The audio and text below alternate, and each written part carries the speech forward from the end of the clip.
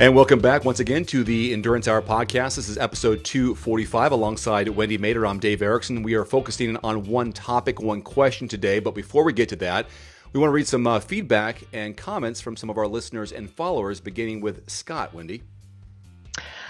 Yeah, this is from Scott, and he's actually been purchasing our training plans that we offer on Training Peaks. And I know he's followed other coaches' training plans, so I really appreciated his feedback. He said, your training plans are hands down the best I've ever used. One thing is that how easy they are to modify. This is big when you're working 45 to 50 hours a week and having 2 young kids. Sometimes I don't have more than 45 to 60 minutes on a weekday, and I can easily modify the workout to fit my available time.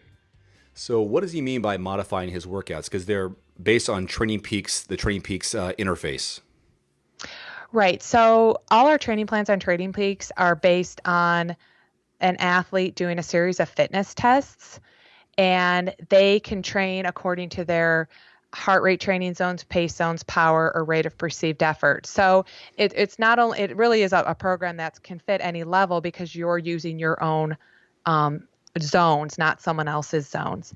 And then this particular program that he was referring to, I have optional workouts. So certain days of the week may have workout 1, that's a key workout, workout 2, that's optional. So obviously an athlete's going to want to do the key workout, and if they don't have time, they can just kind of skip the optional workout. And every week, we kind of describe the upcoming week. So we kind of discuss and help educate the athlete about how to best modify the plan to fit their schedule. And when Wendy says we describe that in video form, not in text, because our Training Peaks programs, I think most exclusively, all of them have a video element to them, whether it's a new video before every training block or before every week of training. Could be swimming, cycling, running, or triathlon. So it goes beyond just the text version. There's some video elements there. Right. And I think that's another thing he appreciates is he's listening to us, he's seeing us, we're kind of on his journey with him. Yeah. If you're interested in getting a discount on some of our training plans on Training Peaks, if you go to endurancehour.com/33%, you can get 33% off any program for life and multiple times by getting the code that we give to you and use it and apply it to the cart on trainingpeaks.com. I got a follow-up feedback as well, Wendy, and this is here, says, you had mentioned that you were going to start doing short podcasts. This is referring to 2018, in addition to the longer ones. I like that idea. This is from Jerry, by the way. The shorter ones are good because sometimes people want to listen, but don't quite find the time. The questions answered are great. Will you do a few strictly on education-based without a question, something that maybe isn't common knowledge that you have seen, read, or learned? As a more seasoned triathlete, I like those types of things. It's still great to reinforce the basics in my forgetful mind. I was just curious. Now, you know who Jerry is. I do know who Jerry is. So education-based. I really appreciate that. Is great feedback because, one thing we weren't sure, we're like, well, we are an Endurance Hour podcast. We have gotten feedback of how athletes enjoy listening to our podcast when they have like an hour or plus workout. So we will still continue to do the longer podcasts. But it's good to know that some of our listeners out there do appreciate a variety of formats. And one of the reasons why we chose this for 2018, we've been doing this for 6 years. I started this in 2012, is that Wendy mentioned that she'll go and listen to a podcast, but she'll want to focus on one topic discussed within that podcast, and she has to sit through it or try to find it in the hour and a half long show. So we're making these a little more digestible for some of your commutes. So if you want to just listen to something like what we're talking today about propulsion with your legs and swimming, now you know what you're listening to. So that's kind of why we're doing this. But yes, there will be some longer podcasts in the future. And I also think, and this is something I've done, I listen to a lot of podcasts. I've gone back at certain podcasts and I've listened to what they've said in 2016, 2017. So for our listeners who are new, they can, go back to previous Endurance Hour podcasts and listen, kind of catch up with the longer versions of what we've done in the past. Right. One more feedback, and this again is from Scott, but it was on the T2 Endurance Club Facebook page. So this was regarding, I believe it was episode 243 or 244, when we talked about coming back after being sick. And he writes, great podcast. I especially like the segment on when to start training after being sick. This is my first week back after missing 12 days due to the flu, followed by a severe sinus infection. This podcast reaffirmed what I thought about resting and easing back into training. Thank you both. So true, Scott. I've been dealing with a sickness for the last 2.5 weeks or so because of the whole flu epidemic across the U.S. And I'm still struggling with mine, but it's almost over and I'm easing back into my training as well. So thank you for your feedback. Yeah, I still have athletes that I currently coach who've been sick for like a month. Yeah, it's rough. And it's been definitely a rough year, this winter roughness. Two big things, sleep and hydration is the two things I would pass on to you. Today's question is brought to you by How to Swim Faster in 30 Days, a freestyle guide to dropping time in the pool or open water. This multimedia training plan includes 42 instructional swim lesson videos and demonstrations above and below the water, plus a detailed 30-day calendar designed to help you swim faster and more efficiently than ever before. All right, here's our topic for today. So this is from Unaid Faison. This is from our Endurance Hour YouTube channel. And you can find in our show notes links to this YouTube channel. It says here that I am unable to make a leg movement for forward propulsion. So he's unable to move forward based on leg propulsion only. So what are your suggestions on how to go, I guess, faster or forward with leg kicks? Right. And just to remind everyone, this is based on the freestyle swim stroke. So to start off, I've been teaching kids and adults for most of my life, adults probably since 2000. So for at least adults, the last 18 years. When it comes to providing propulsion with your freestyle kick, you need to be kicking from the quad and hip flexor. Most people, if you're someone who is on their kickboard and you're staying in place or you even move backwards, that could be really frustrating. You're kicking so hard, you're using all this muscle, your heart rate's going up, you're exhausted, and you don't go anywhere. Usually, probably, maybe even 100% of the time, it's because you're kicking from the knee down as well as you have inflexible ankles.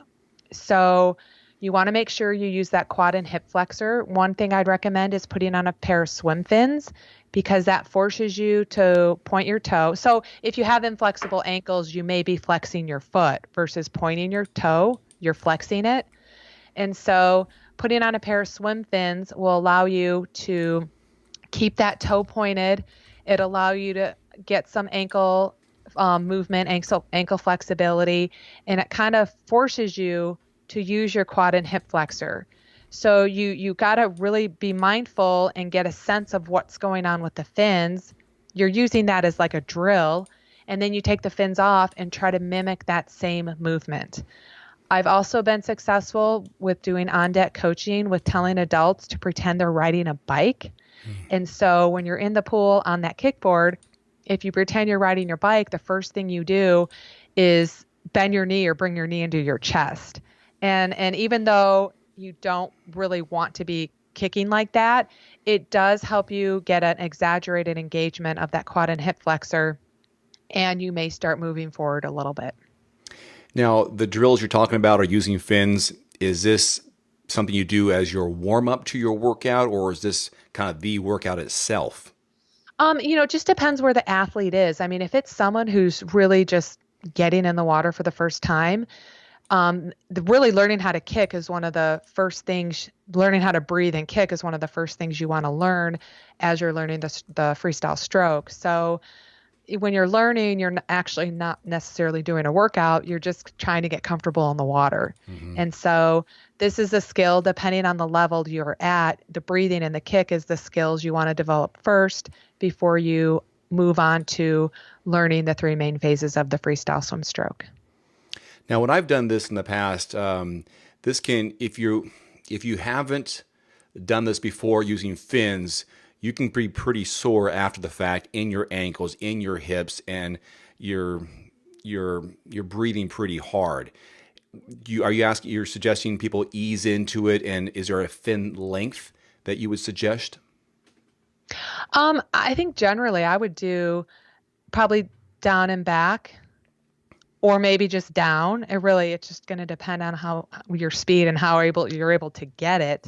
But when you go down and back, so generally 50 meters or 50 yards, then you take the fins off, and maybe you're going to try to go a half a length down and a half a length back without the fins. And then if you're still, you're probably still going to be struggling initially, you're close by your fins and you're able to kind of put those fins back on. So it just really depends on how quickly you pick it up. I know some athletes, as soon as they put those fins on and they feel it and they get it and they have a really good connection, body awareness in the water, they're able to pick up on it pretty quickly. While other athletes I've worked with in the past, it could take weeks for them to really kind of master that kick. And a lot of times if it's a run, or if you're a runner and you've got a lot of running background, that leads to probably the worst flexible ankles. And that, runners are really struggle more with learning how to swim because of those inflexible ankles. And there's various stretches and things you could do to help with ankle flexibility besides, putting fins on and trying to do it on the water. And how hard are you suggesting people go? I mean, I'm thinking just take it easy, get used to that range of motion of your ankles. Definitely take it easy and get used to it. And moving forward with it, once you kind of master this propulsion with your legs, I'm going to say you don't want to use it when you really get down into swimming in a triathlon. You really don't want to use your legs that much for propulsion. The legs are just going to be there to help balance out your stroke and provide just minimal propulsion. You really want to learn, at least in my mind, a technique that you're going to use your upper body, your lats, your rear deltoids, and your triceps. Use your upper body to propel you through the water, not just your legs. But the kick is important for body balance and coordination. Keeping your body higher in the water to avoid your hips dropping, right? Right. So yeah. And on that note, just to expand on this question, most people who don't have forward propulsion probably have sinking legs. So the same idea happens with those struggling with sinking legs, is trying to use your quads and hip flexors and flexible ankles to get your legs on top of the water. And then there's other things moving forward. Once you master that, well, then there's other things you could do to prevent your legs from sinking, like tucking your chin, putting the weight of your body on your sternum, and working on hand entry. Now, I've seen different lengths of the fins past your toes. I've seen some pretty short ones, little stubby fins, and I've also seen some longer ones. Pros and cons of each? They're going to be used for different reasons. I think I would always recommend what's called Zoomers, which are the short ones, or the intermediate ones. The long ones are good. I'm going to say the long ones aren't going to provide the flexibility in your ankle, but the long ones are really going to help you with the quad and hip flexor musculature that you're going to use. So it's probably, again, going back to my answer, the intermediate ones are probably the ones to use because you're going to get the benefits of the short ones and the long ones. Okay. Now, we discussed this, and this is kind of a little bit of a plug, but also a helpful tip for someone. We have this program called How to Swim Faster in 30 Days, which includes over 40 different videos above and below water, and you have some demonstrations on the proper kicking technique, and you give examples of poor and proper technique, and I think this would be helpful for someone who's maybe having issues with body balance in the water. Yeah, I think it's very helpful. I think for most people learning how to swim or kind of mastering their current technique, it's very visual. Like myself as an instructor, sometimes I have to do a video of myself in my office to explain what I mean. It's hard to teach swimming on email. It's more difficult to teach swimming over text. But when I'm demonstrating with my camera and sending it to a certain athlete, they get it a little bit better. The best way is to watch me swimming, and therefore we provide this program so you can actually see me in the water doing it. That's better than doing it on land and demonstrating.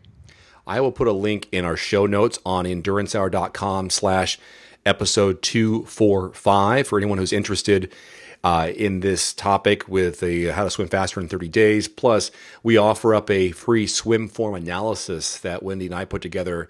The first one's free, and all it takes is basically you're going to have someone record you with their smartphone, and you'll send that clip to us, and then Wendy will evaluate it and do a recording of what she sees, and then we'll edit it and send it back to you. So that all will be in the show notes, endurancehour.com/episode 245. And that's going to wrap up this episode of the podcast, episode 245. Thank you so much for listening. Stay tuned and subscribe on iTunes. We'll be back with another episode coming up here in a few days. Thanks, Wendy. Thanks, Dave.